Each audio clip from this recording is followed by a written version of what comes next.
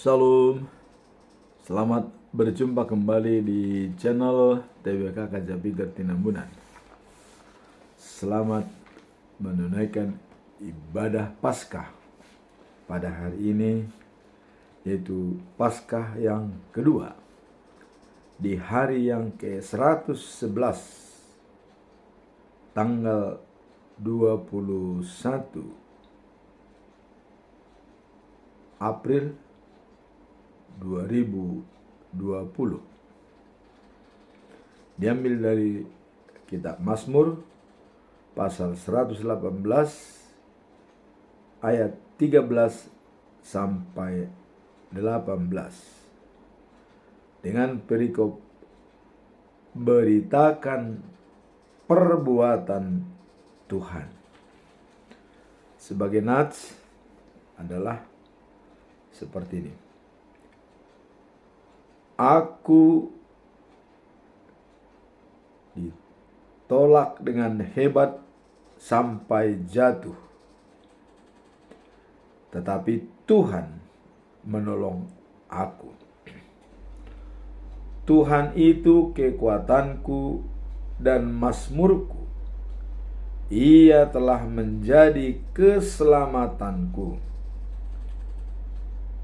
Suara sorak-sorai dan kemenangan di kemah orang-orang benar. Tangan kanan Tuhan berkuasa meninggikan.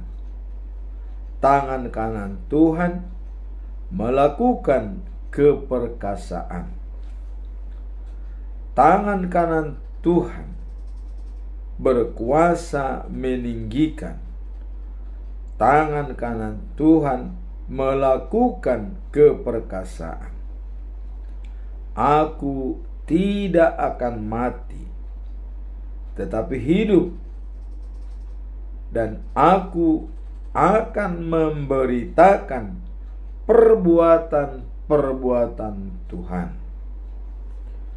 Tuhan telah menghajar aku dengan keras, tetapi Ia tidak menyerahkan aku kepada maut. Itulah firman Tuhan atau khotbah pada Paskah yang kedua pada hari ini.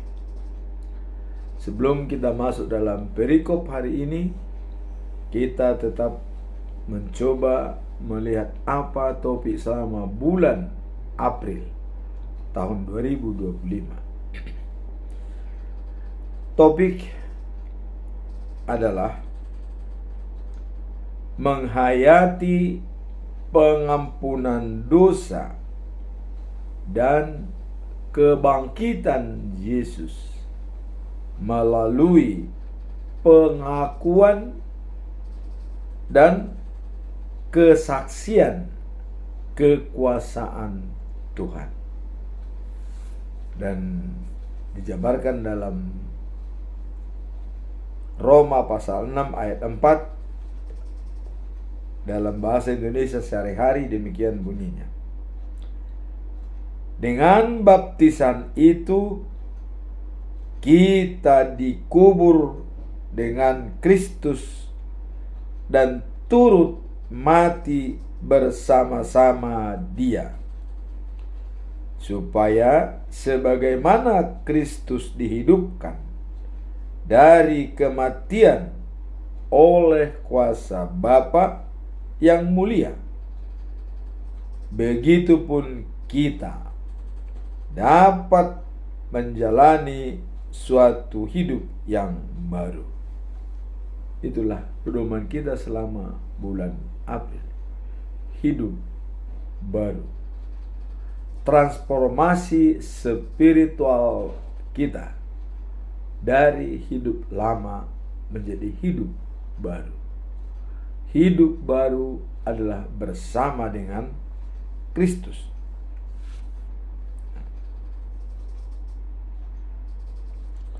Jadi apa yang mau kita capai kalau kita dalam baptisan kudus.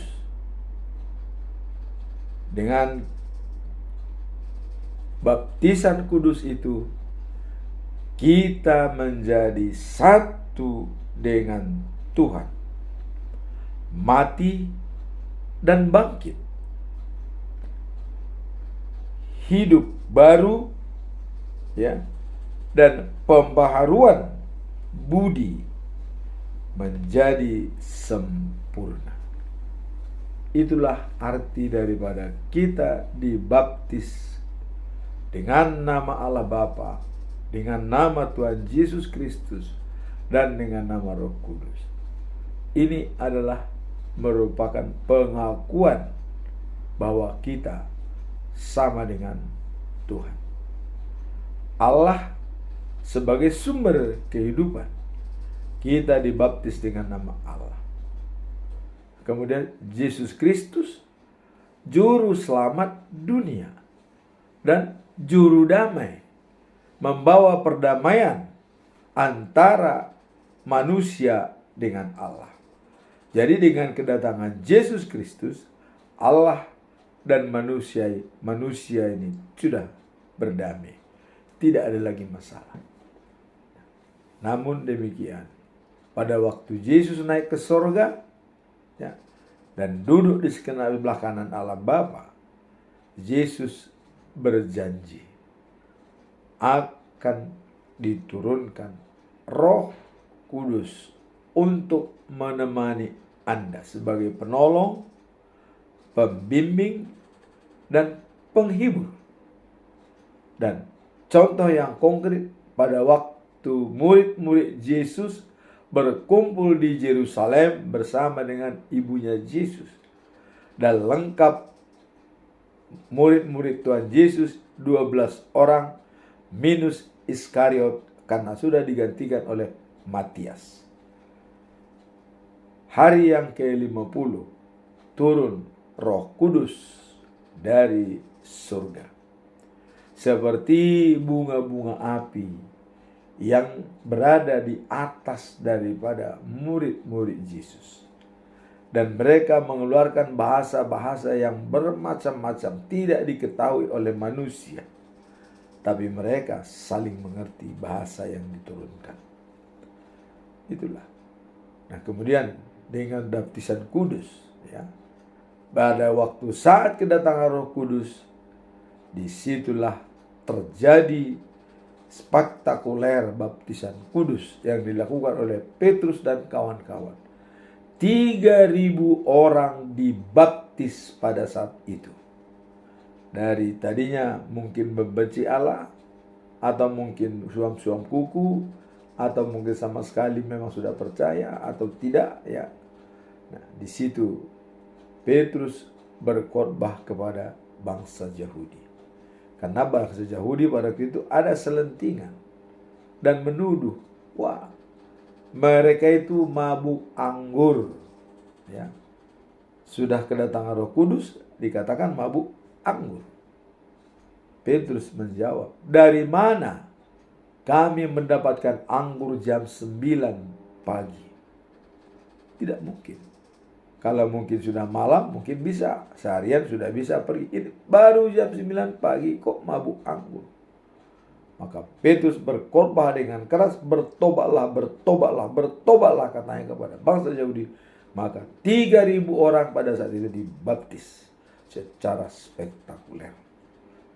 Itulah artinya memberitakan perbuatan-perbuatan Tuhan yang tadi kita lihat dalam perikop ini.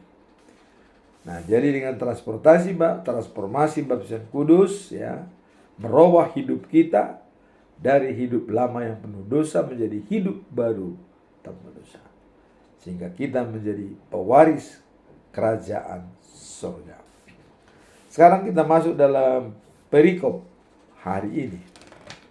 Apa perikop dari khotbah yang kita lihat hari ini? Ya. Nah, kita lihat dalam hal perikop pada hari ini, ya, yaitu yang diambil dari Mazmur, ya, pasal 118 ayat 13 sampai 18, ya. Di sini dikatakan, ya, bahwa mengatakan kehendak Allah tentang apa yang baik dan yang jahat. Di situ sebagai manusia sempurna. Tapi dalam perikop ini adalah memberitakan perbuatan-perbuatan Tuhan. Kalau kita lihat, ya, dari khotbah hari ini dengan memberitakan firman Tuhan, apa makna daripada ayat tersebut? Ya, dari ayat 13 sampai dengan 18. Mari kita lihat. Ayat ini menggambarkan pengalaman umat Allah yang menerima pertolongannya, ya, di tengah kesulitan dan penolakan. Jadi pada saat ada kesulitan dan penolakan dari umat Tuhan, dari masyarakat Yahudi, ya, di sini ada pengalaman daripada hamba Tuhan, ya. Pengalaman apa yang dilihat di sini?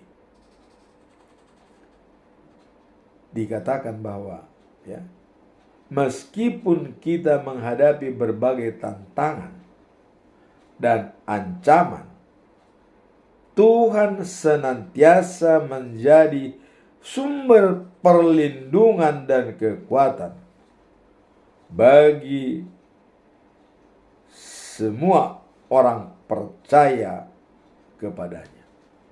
Jadi dalam situasi sulit, ya, berdasarkan pengalaman daripada pemazmur, bahwa senantiasa Tuhan hadir membantu kita apapun yang kita hadapi. Seperti tertulis dalam Mazmur 46 ayat 2, ya, yang dikatakan bahwa tidak takut. Biarpun bumi bergoyang dan gunung-gunung tenggelam dalam laut, tidak takut, karena kita mengandalkan Tuhan. Jadi dengan mengandalkan Tuhan, kita tidak pernah takut dalam memberitakan perbuatan-perbuatan Tuhan kepada umat lainnya. Itulah makna daripada ayat ini, ya. Karena kita mengandalkan Tuhan, sehingga apapun tantangan yang kita hadapi, kita tidak takut. Biarpun bumi bergoyang, gunung-gunung tenggelam, kita tidak pernah worry, khawatir, tidak. Karena Tuhan bersama kita. Kemudian apa pesan moral dari perikop ini? Ya, apa pesan moralnya yang perlu kita ingat sebagai inti? Kalau maknanya tadi dengan mengandalkan Tuhan, ya, dan tetap kita memberitakan firman Tuhan, karena Tuhan senantiasa hadir di tengah-tengah kita, ya. Jadi walaupun katanya apa tantangan yang besar, bahkan bumi bergoyang pun, gunung-gunung tenggelam, kita tidak takut kalau kita selalu mengandalkan Tuhan. Pesan moralnya adalah pentingnya bersandar pada Tuhan dalam segala situasi, ya, karena Dia adalah sumber kekuatan dan harapan yang tak pernah putus. Jadi tidak pernah putus. Kalau Allah itu adalah sumber kekuatan bagi kita, tidak pernah putus, selalu nyambung. Kalau pernah putus, ya kita tidak sehat. Coba, kita kesehatan tubuh kita bisa dijamin, berarti nyambung, selalu nyambung dengan Tuhan Allah. Ya. Jadi tidak pernah putus hubungan kita dengan Tuhan. Jadi dikatakan tadi sini adalah pentingnya bersandar pada Tuhan dalam segala situasi, karena Dia adalah sumber kekuatan dan harapan yang tak pernah putus. Nah, kalau pengalaman-pengalaman kita lihat bahwa Tuhan tidak pernah meninggalkan umatnya, coba kita lihat. 40 tahun bangsa Israel dilindungi oleh Tuhan dari Mesir sampai ke tanah Kanaan. Malam hari pun mereka berjalan, siang hari pun mereka berjalan, karena Allah menuntun mereka. Pada saat siang hari panas terik matahari, tiang awan, ya, datang menutupi mereka, melindungi mereka. Berjalan dalam kegelapan di malam hari, tiang api turun dari Allah, sehingga tiang api itu berjalan menuntun mereka sebagai suluh atau sebagai lampu mereka. Jadi mereka walaupun malam tetap berjalan. Nah, jadi 40 tahun itu penuh dengan perjalanan bangsa Israel dari Mesir ke tanah Kanaan. Dan itulah perbuatan-perbuatan Tuhan yang bisa kita simpulkan dan bisa kita sampaikan kepada orang yang belum mengerti. Dengan perjalanan Tuhan dari Mesir, mengawal bangsa Israel di hutan belantara, di padang gurun, tanpa rumah, tanpa apa, tapi mereka bisa tetap eksis. Nah kemudian 70 tahun terbuang di Babel, coba, dibuang. Seumur daripada orang sampai 70 tahun, artinya begitu lahir sampai dia umur 70 tahun di Babilonia. Ya. Tapi Tuhan tetap memikirkan bangsa Israel, walaupun sementara, ya, diberikan penderitaan itu, tapi itu adalah untuk membimbing dan membina, menempa dan mendidik bangsa Israel sehingga bangsa yang terpilih. Begitu kuatnya cobaan, ujian kepada mereka. Nah kemudian kita lihat juga membangun Yerusalem selama 48 tahun. Coba. Sudah separuh umur manusia membangun bait suci. Ya. Tapi yang dibangun itu apakah kekal? Tidak. Ya. Pada waktu bangsa Israel diserang oleh Sirus, ya, raja-raja Persia, ya, yang dikomandoi oleh Raja Babel, ya, bangsa Yahudi kocar-kacir, tembok-tembok Yerusalem dan bait suci dihancurkan sampai rata. Coba, dibangun 48 tahun, begitu megah, tapi rata dengan tanah. Kenapa? Karena bangsa Israel tidak setia kepada Allah. Siapapun kalau tidak setia bisa hancur berantakan tanpa jejak, bisa habis begitu saja, ya.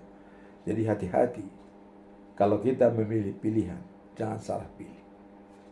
Tuhan selalu menemani kita apabila kita bersandar dan mengandalkan Tuhan. Itulah pesan moral yang bisa kita lihat dari berapa pengalaman-pengalaman, mujizat-mujizat yang diberikan. Itu merupakan kekuatan bagi kita untuk termotivasi dan juga kita memberikan pelajaran kepada yang lebih muda supaya mereka juga terberkati. Sekarang apa pembelajaran dari perikop ini? Nah, kita lihat di sini ya. Pembelajaran pertama adalah ungkapan kesetiaan dan penyertaan Tuhan yang luar biasa. Kesetiaan dan penyertaan Tuhan yang luar biasa kita lihat. Seperti tadi perjalanan bangsa Israel dari Mesir ke tanah Kanaan. Selama pembuangan di Babel 70 tahun.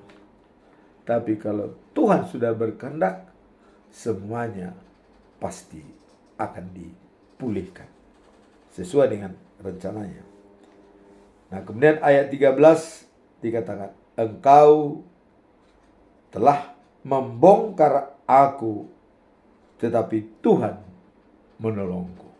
Nah, ini kata-kata pemazmur ini sebagai merasakan jerih payah, pahit getirnya itu. Orang lain ya, memusuhi dia, bahkan mengancam dia sampai mati. Sampai mati diancam, pengen dibunuh. Tapi Tuhan tetap menyertai Daud ya.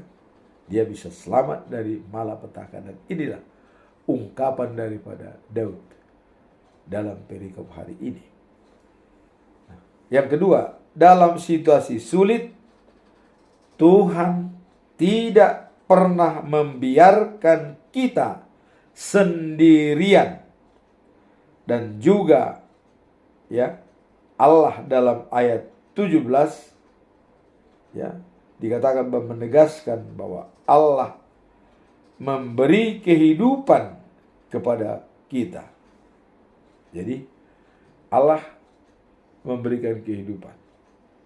Seperti di sini dikatakan, aku tidak akan mati, tetap aku hidup, dan aku ya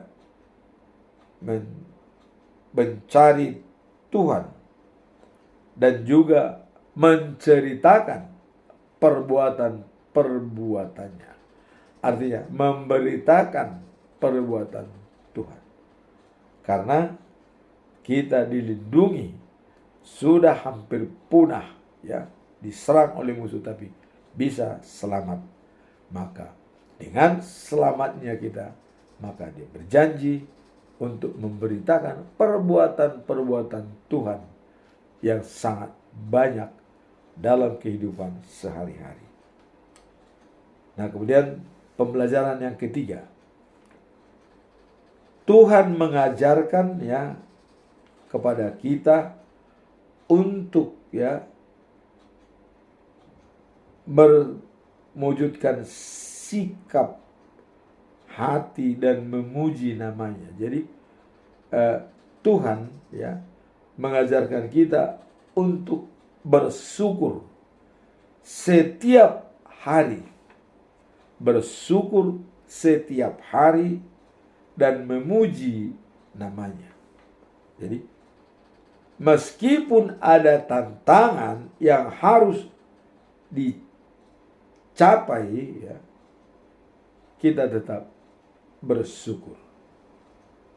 Tantangan apapun yang bisa menekan kita atau membuat kita merasa tidak nyaman ya. Tapi dikatakan dalam Mazmur 50 ayat 23, bersukacitalah ya. Artinya selalu mengucap syukur ya dalam segala hal, dan memberikan jalan Tuhan masuk dalam diri kita. Jadi dengan mengucap syukur sebagai korban persembahan. Artinya bukan hanya bentuk materi, uang, persembahan yang kita berikan. Mengucap syukur pun sebagai persembahan kita, Allah akan menerimanya. Artinya kita dengan tulus mengucap syukur, memuji dan memuliakan Tuhan, dan memberikan lapang jalan Tuhan di dalam diri kita, sehingga kita bersatu dengan Tuhan. Sekarang kita masuk dalam pembelajaran yang keempat ya. Dari semua ayat-ayat di atas, kita diajak untuk tetap bersandar pada Tuhan dalam segala sesuatu. Yakin bahwa Dialah yang memberikan jalan keluar dan kekuatan. Mazmur 46 ayat 2.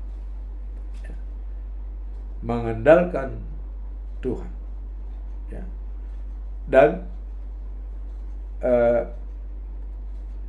mengandalkan Tuhan dan kekuatan, ya, dan sebagai pembimbing, itulah yang harus kita lakukan setiap hari. Kalau kita sudah mengandalkan Tuhan, maka kita akan ditolong dalam setiap kesulitan yang kita hadapi. Karena Tuhan tidak pernah meninggalkan kita dalam kehidupan sehari-hari. Tuhan selalu untuk menolong umatnya dalam masa-masa sulit, meskipun ada, ya, ancaman dan tantangan yang menghadang kita. Jadi Tuhan, ya, selalu menolong umatnya dalam situasi apapun. Tidak pernah kita ditinggalkan oleh Tuhan, dengan syarat jangan sampai kita meninggalkan Tuhan. Sebab Tuhan juga mengatakan, engkau jauh, aku jauh. Kau dekat, aku dekat. Jelas. Jadi kalau kita menjauh dari Tuhan, Tuhan sendiri pun akan menjauh. Tapi kalau kita dekat dengan Tuhan, maka Tuhan pun dekat bersama kita. Satu badan dengan kita. Itulah prinsip pembelajaran yang bisa kita lihat dari perikop ini. Nah, sekarang kita masuk dalam conclusion. Apa conclusion daripada khotbah hari ini? Saya akan mengajukan 3 pertanyaan besar yang harus kita jawab. Pertanyaan pertama adalah, bagaimana cara kita, ya, mengasihi atau mengenali suara Tuhan? Jadi, bagaimana cara kita mengenali suara Tuhan ketika kita menghadapi kesulitan? Jadi kita sudah terpuruk, ya, sudah tidak lagi punya motivasi, sudah hampir putus asa. Apakah kita masih bisa mengenali suara Tuhan? Nah, di sini dikatakan bagaimana caranya mengenali suara Tuhan dalam kesulitan yang kita hadapi. Mari kita lawan. Kita lihat di sini, ya. Menghadapi kesulitan dalam hidup adalah hal yang umum terjadi. Artinya itu sudah bukan rahasia umum lagi. Sering terjadi, ya.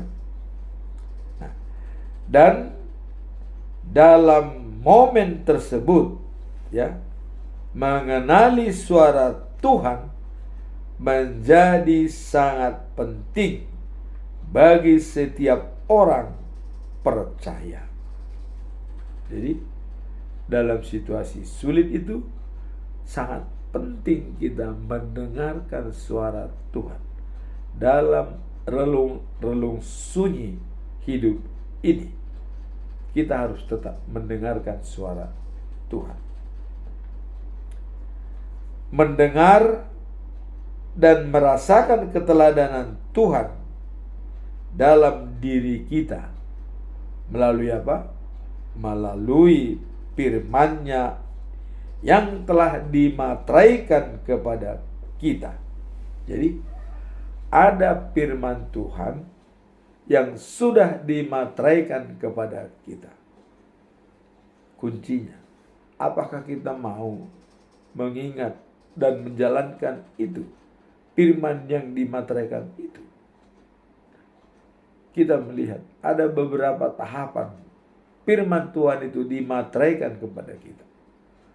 Pertama, pada saat kita dibaptis, itu jelas dimateraikan.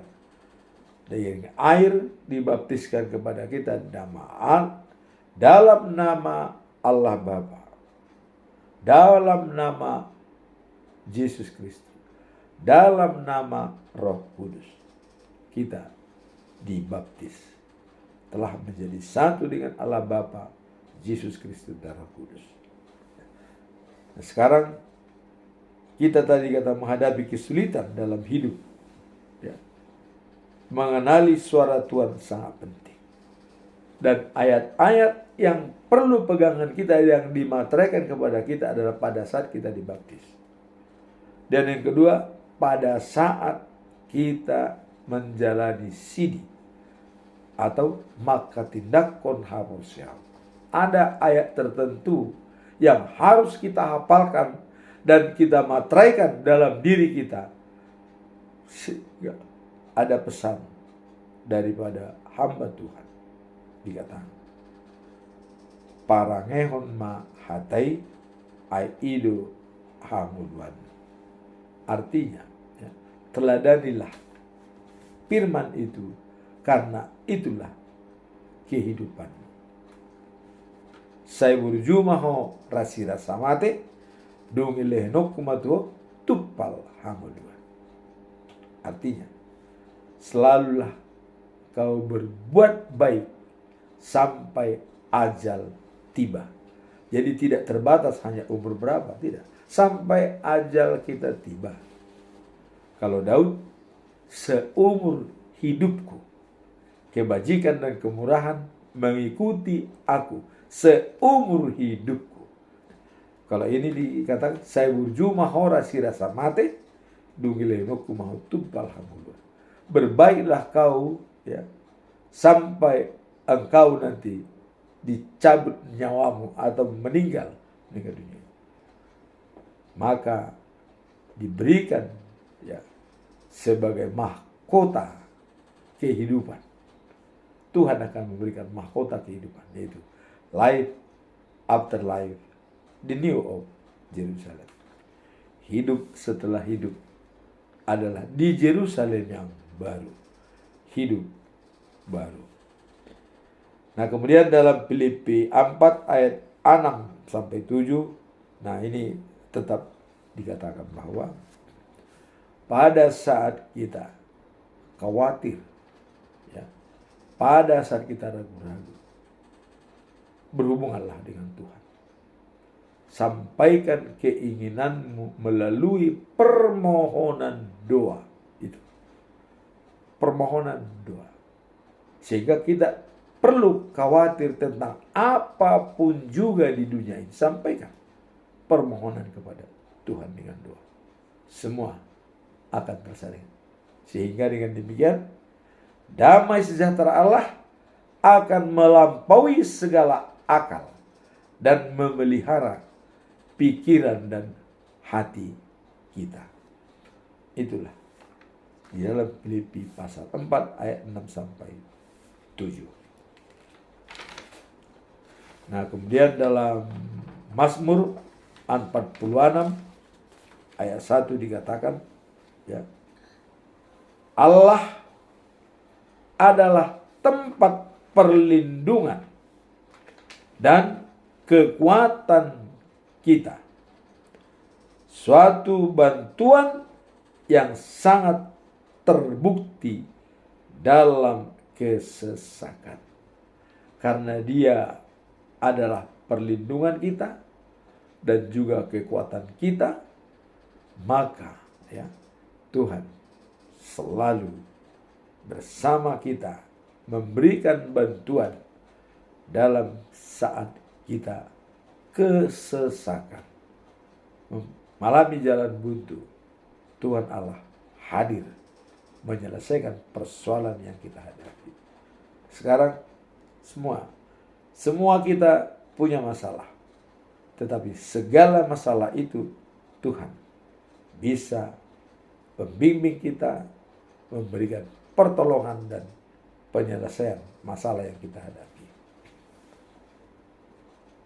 Sekarang kita masuk dalam pertanyaan yang kedua.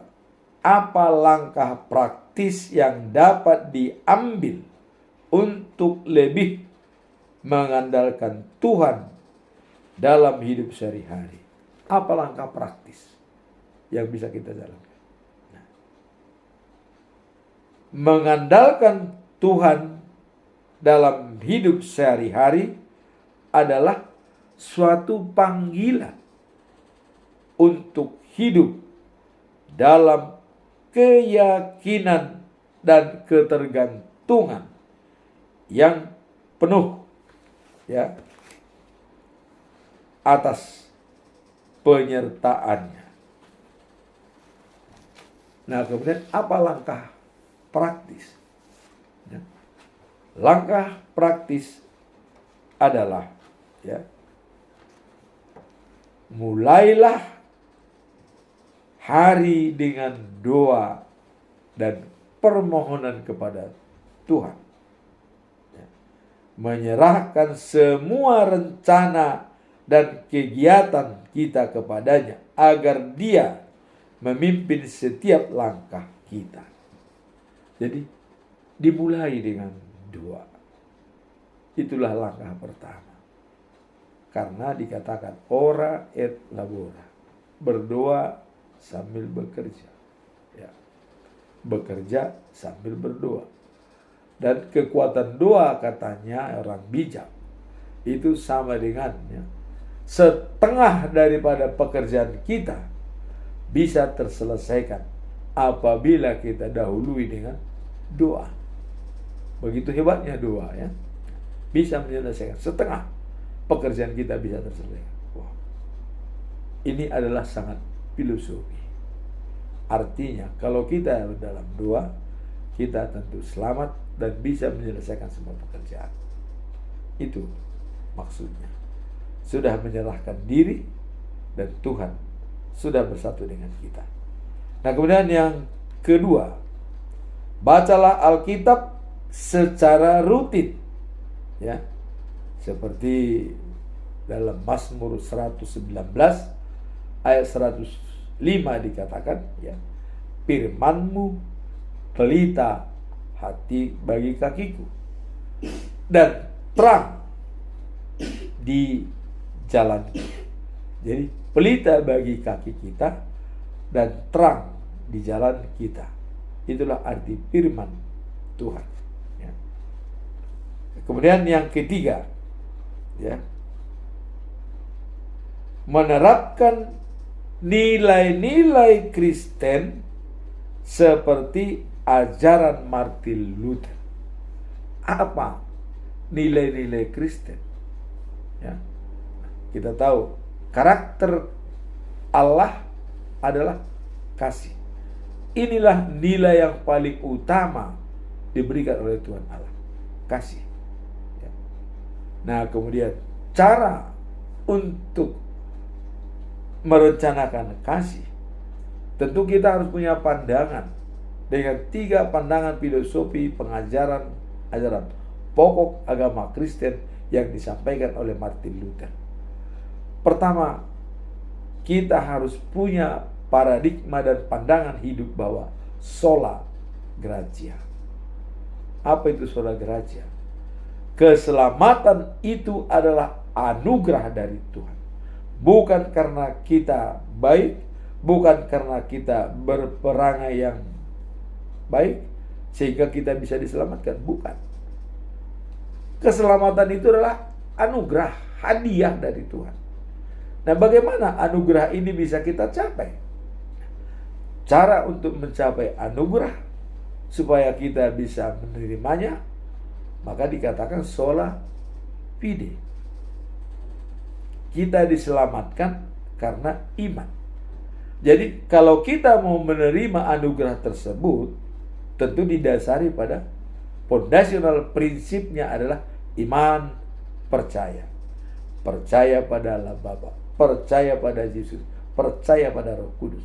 Nah, sehingga anugerah keselamatan itu akan turun dengan kita. Nah, bagaimana cara kita melihat bahwa sola fide atau iman percaya, kebenaran daripada iman dengan firman Tuhan? Sola Scriptura, hanya Alkitab. Alkitablah yang menjelaskan semua, baik keselamatan itu adalah anugerah, ya, dan kita diselamatkan berdasarkan iman. Semua ada tertulis di dalam Alkitab. Yakobus 2 ayat 17 dikatakan, iman tanpa perbuatan adalah mati. Itu bisa kita jabarkan di dalam Alkitab. Itulah nilai-nilai yang perlu kita ambil, ya, pokok-pokok pengajaran agama Kristen yang harus kita jalankan dalam kehidupan kita sehari-hari. Dalam Mazmur 37 ayat 5 dikatakan, ya, serahkanlah jalanmu kepada Tuhan, percayalah kepadanya, dan Ia akan bertindak. Wow, jadi sangat simpel. Percaya dan serahkan pada Tuhan, Tuhan bertindak. Jangan kita mendahului Tuhan. Jangan kita bertindak sendiri. Apapun yang mau kita jalankan, selalu kita percayakan dulu kepada Tuhan dan kita tanyakan. Seperti Daud, waktu dia mau menyerang Amori, dia bertanya kepada Tuhan, apakah bisa saya menyerang mereka? Kalau Tuhan mengatakan lakukan, lakukan. Kalau Tuhan mengatakan tidak, tentu ada syarat. Selalu komunikasi, menanyakan kepada Tuhan. Nah, cuman kita, bagaimana kita bertanya kepada Tuhan yang kita tidak bisa bicara dengan Dia. Tapi ingat, tadi dalam Filipi pasal 4 ayat 6 dengan 7, nyatakan keinginanmu dalam doa, permohonanmu dalam doa. Tuhan akan menjawab. Damai sejahtera Allah akan melampaui segala akal dan pikiran kita. Jadi Tuhan bisa memberikan melampaui akal pikiran sehat kita. Bisa. Karena itu adalah hak prerogatif Tuhan. Sekarang kita masuk dalam pertanyaan ketiga, ya, yaitu mengapa penting untuk berbagi kesaksian tentang perbuatan-perbuatan Tuhan dalam hidup kita. Apa pentingnya sih berbagi perbuatan-perbuatan Tuhan, menceritakan perbuatan Tuhan? Seperti di Mesir dulu ada tulah 10 dan bangsa Israel tidak bisa keluar dari Mesir kalau tidak dibunuh anak sulung daripada orang Mesir. Ini perbuatan-perbuatan Tuhan yang harus disentuhkan. Kita perlu menggali. Bagaimana kita menggali perbuatan-perbuatan Tuhan? Ya, baca firman Tuhan setiap pagi. Dasarnya dari situ. Kalau kita tidak baca firman, bagaimana kita tahu apa perbuatan-perbuatan Tuhan? Tapi begitu kita baca firman, kita semakin tahu sedikit demi sedikit. Minimum setiap hari ada hal baru, perbuatan-perbuatan Tuhan yang bisa kita simpulkan. Ya. Itulah pentingnya kita baca firman Tuhan. Nah, kemudian perbuatan apa yang mau kita ceritakan kepada orang? Berbagi kesaksian, ya, tentang perbuatan-perbuatan Tuhan dalam hidup kita memiliki, ya, hal yang pentingnya dan mendalam, sangat penting dan sangat mendalam, baik untuk diri kita sendiri maupun berbagi-bagi dengan orang lain. Jadi perbuatan-perbuatan Tuhan itu apabila kita renungkan satu persatu sangat-sangat baik untuk diri kita sendiri dan juga sangat baik untuk kita sampaikan kepada orang lain. Ya. Saya pengalaman hidup itu merupakan cambuk bagi kita. Saya bisa menyampaikan pengalaman. Saya datang ke Jawa dengan modal tamatan SMP, ya. Artinya sangat mudah merantau. Tapi bisa sampai umur 70 tahun sekarang ini. Ya. Walaupun kita dengan susah payah bisa mengambil sama dengan orang-orang, misalnya sampai Strata 1, ya. Itu adalah penyertaan Tuhan dan kesaksian itulah yang bisa kita sampaikan kepada anak-anak muda untuk memberikan motivasi dalam hidup mereka. Sehingga tidak akan pernah layu, ya, apa yang kita sampaikan itu selalu terngiang di dalam diri mereka. Kita sampaikan kepada generasi muda. Itulah, berbagi pengalaman itu sangat baik, ya, yang harus kita sampaikan kepada semua orang. Nah, dalam Mazmur 107 ayat 2 dikatakan, ya, katakanlah itu berulang-ulang, ya, hai kamu yang sudah diselamatkan dari kesusahan, ya, betapa berharganya mengungkapkan apa yang telah dilakukan Tuhan pada kita. Jadi, dengan pengalaman hidup, terutama kita yang sudah berusia 70 tahun ke atas, sudah banyak pengalaman hidup yang kita lalami. Itulah yang kita sampaikan kepada generasi muda. Ada pengalaman hidup yang kita sampaikan. Nah, kemudian dalam Kisah Rasul pasal 1 ayat 8 dikatakan, tetapi kamu akan menerima kuasa kalau Roh Kudus turun atas kamu, dan kamu akan menjadi saksi-saksiku di Yerusalem, di seluruh Yudea, di Samaria, dan sampai ujung bumi. Apa yang ditekankan dalam hal ini? Hal ini menekankan, ya, panggilan sebagai saksi Kristus, ya, memberitakan apa yang telah dilakukan dan kita lakukan, ya, bersama dengan Tuhan dan yang kita alami sendiri.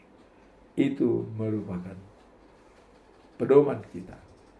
Maka ada istilah dikatakan bahwa pengalaman adalah guru yang paling baik. Pengalaman-pengalaman kita, semua perbuatan-perbuatan Tuhan kita sampaikan kepada generasi muda. Itulah arti daripada pentingnya kita berbagi kesaksian tentang perbuatan-perbuatan Tuhan. Ada satu syarat. Setiap kita mau menyampaikan pengalaman kita kepada orang, mintalah Roh Allah, Roh Kudus menyertai kita sehingga kita akan diurapi untuk menyampaikan apa yang harus kita sampaikan. Demikianlah firman Tuhan pada Paskah kedua ini. Semoga Tuhan memberkati kita dalam tugas kita masing-masing. Amin. Tuhan memberkati.